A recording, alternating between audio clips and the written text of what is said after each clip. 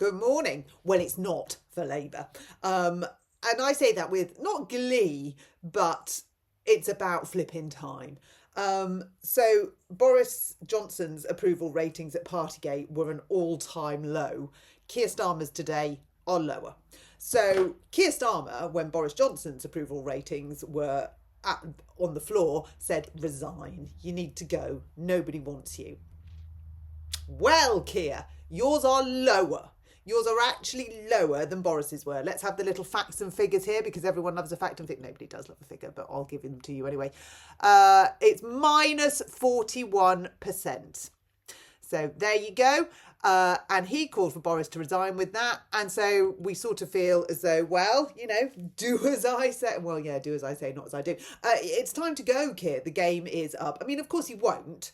He's just impervious to any kind of criticism, isn't he? He can't, his DNA, his psychological profile won't allow him to accept that he has run the country into the ground.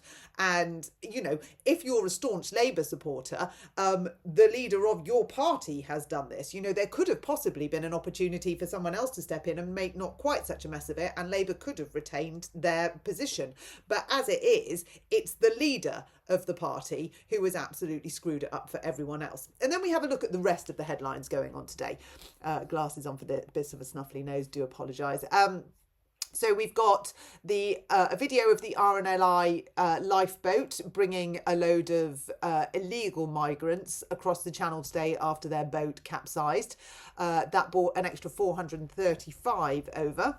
And then we have, is it really a priority for the British taxpayer, as Ed Miliband says Labour will honour pledge of 11.6 billion in overseas climate aid? That's right, 11.6 billion in overseas climate aid. Now, I remind you, our country is financially on its knees. We cannot afford Rachel Reeves, Keir Starmer and their policies. We just don't have the money.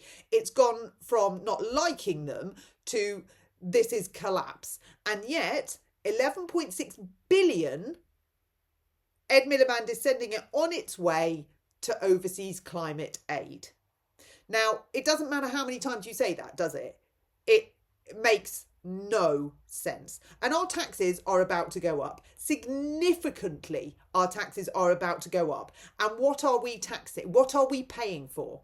Ed's 11.6 billion to go overseas. Social housing. Yeah, brilliant. Who's that going for? I mean, it's just the very last people we're looking after are the ones that live on our streets in our communities. And yet Keir Starmer he's minus 41% in the opinion polls, but he's still at number 10. Now, if you're Angela Rayner, not Rachel Reeves, absolute Rachel Reeves, retire now. But if you're Angela Rayner, there's a possibility you could step into the top job here. And I'm assuming there's conversations going on behind closed doors that that's what's going to happen. I mean, none of us want it, but I sort of feel at this point, anything is better than the absolute tool we have at the top. So with some more headlines, because it doesn't finish there. No, there's lots more. So Kemi Badenoch throws down the gauntlet to Keir Starmer and demands no more stealth tax on Brits. She's saying it's a choice.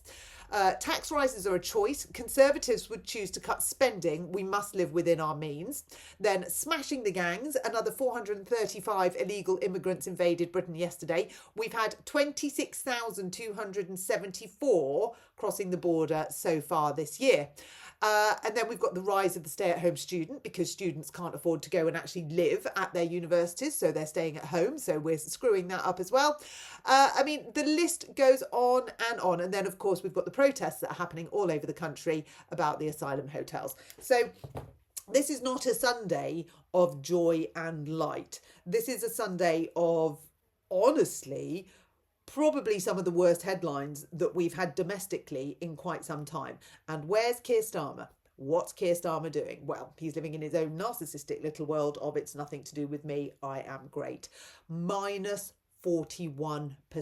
And his advice to Boris Johnson was resign. So I think we all either need to be writing a letter to the King saying, look at what you've got. Do you think it's time to dissolve Parliament? lots of people have signed the petition calling for a general election. I mean, I think on Friday it was 220,000 and it had only been posted like for 10 minutes. I'll link it to this. So I don't know what the numbers of that are yet, but it will be high. It feels like now, finally, even those that voted for Labour are saying enough is enough. Question is, when is Keir Starmer going to do the decent thing? Which, given he hasn't done it since he was in July, this could be the long haul.